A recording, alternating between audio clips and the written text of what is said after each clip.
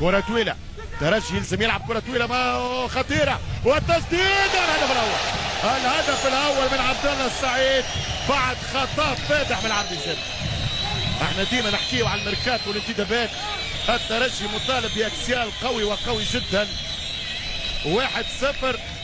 فما تنبيه اول، رصيد عمرو جمال يعاود يغلط العربي جابر، والمره هذه عبد الله السعيد ما يسمحش، هو يسجل على يمين بن شريفيه الهدف الاول للنادي الاهلي.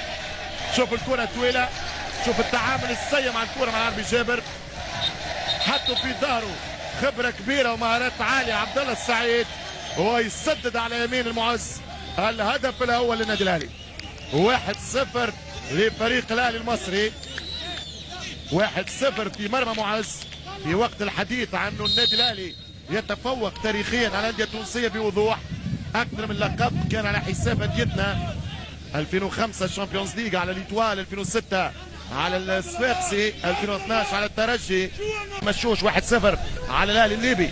ترجع كره خطيره والهدف الثاني، الهدف الثاني من عبد الله السعيد. هدف منتظر للنادي الاهلي فيش كلام. الهدف الثاني للسعيد اللي يصعد بها جماهير النادي الاهلي. فارق كبير قلت في الامكانيات، والنتيجه هدف ثاني، الامكانيات والخبرات، والهدف الثاني للنادي الاهلي اللي يضمن المباراه. هدف ثاني لفريق النادي الاهلي عن طريق عبد الله السعيد. سيناريو مرتقب نتيجه الضغط المتواصل الاهلي وخطا اخر في الدفاع. مباراه تصعب اكثر، ولذلك انا واقعي قلت من دقائق انه ان شاء الله الترجي ما يقبلش اهداف اخرى. شوف الكره وحده فماش لا كوفرتور ولا بريس ولا لاعب كان يلعب في حصه تدريبيه. ياخذ الكره وياخذ وقته.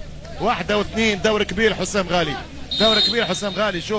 شوف الكره من حسام، دفاع مش موجود بالمره، وهدف ثاني نتاع فريق فيه برشا ملاعبيه كبار. سليمان غالي السعيد، والحكايه هدف ثاني للنادي الاهلي.